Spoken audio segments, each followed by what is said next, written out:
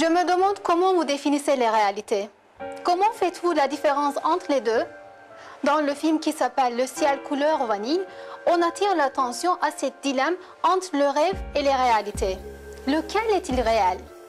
Non seulement le héros du film David Ames, mais aussi les gens qui regardent ce film s'interrogent à propos de cette question durant le film. David, un jeune éditeur new-yorkais qui mène une vie idéale, devient un jour victime d'un accident de voiture qui le laisse défiguré. Il signe donc un contrat avec une compagnie qui vend un programme qui lui fait vivre un rêve en faisant dormir son corps réel. Mais il vit cette nouvelle vie virtuelle sans se rendre compte qu'il est dans un rêve et il le prend pour réel. Le film nous fait penser sur la ressemblance de la vie réelle et du rêve. Qu'est-ce qui sépare donc notre vie réelle des rêves? Si vous dites que la vie réelle est continuelle tandis que les rêves sont courts, en fait ce n'est pas un point très important car les deux vies se forment dans notre cerveau. Si pendant notre rêve, nous pouvons vivre un monde qui n'est pas réel, le même peut très bien être le cas pour la vie que nous menons en ce moment. Ce sujet fait l'essentiel du film et Ciel couleur vanille. Dans une scène du film, David explique à son amie Sophia combien il était touché d'un rêve qu'il avait vu. Dans une autre scène du film, David parle à son docteur. Le docteur lui demande s'il peut faire la différence entre le rêve et les réalités.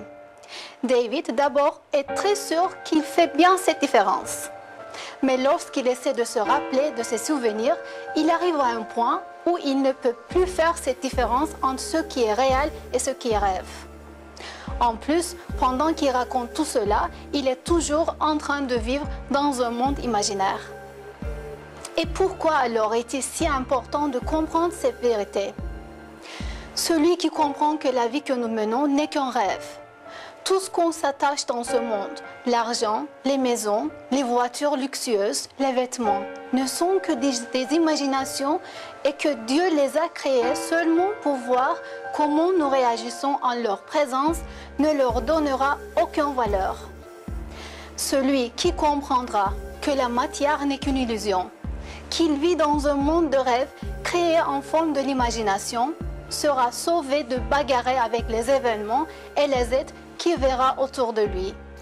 Il se rendra compte que tout n'est qu'une illusion que Dieu lui fait voir pour son examen.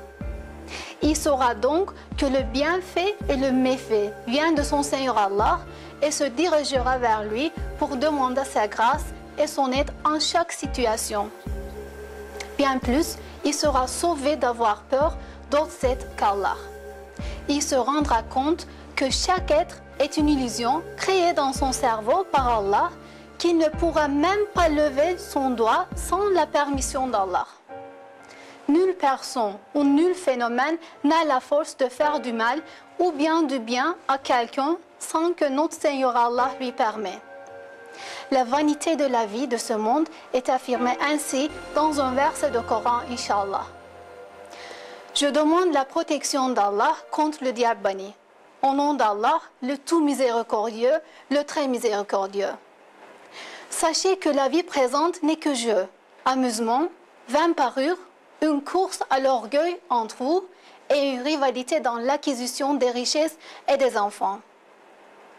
Elle est en cela pareille à une pluie. La végétation qui en vient émerveille les cultivateurs. Puis elle se fond et tu la vois donc jaunie. Ensuite, elle devient des débris. Et dans l'au-delà, il y a un dur châtiment et aussi pardon et agrément d'Allah. Et la vie présente n'est que jouissance trompeuse. Sourate Al-Hadid, verset 20.